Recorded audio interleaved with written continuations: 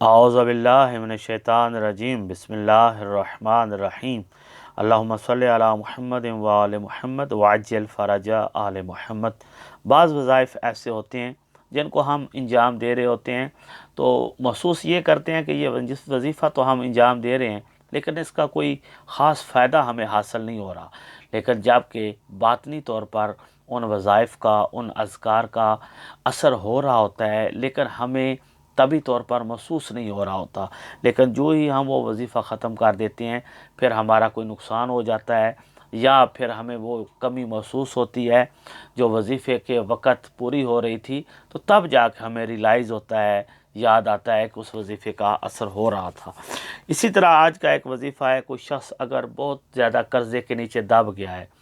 تو اس کے لیے بہت زیادہ پریشانی، دن رات کا سکون ختم ہو جاتا ہے،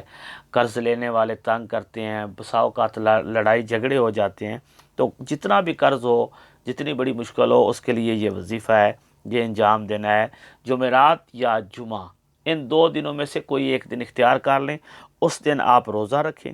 روزہ رکھنے کے بعد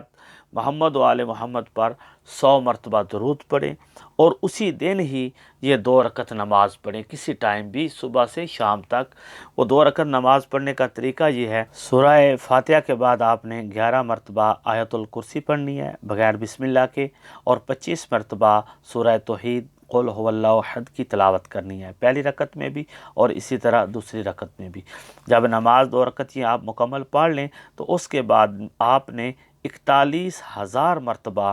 یا وہابوں کا ذکر کرنا ہے، اور یہ 41,000 مرتبہ آپ نے جو اسم اعظم یا وہاب پڑھنا ہے، کوشش کریں کہ اس کو انجام دیتے وقت کسی سے بات نہ کریں، جو بھی آپ ٹائم مقرر کریں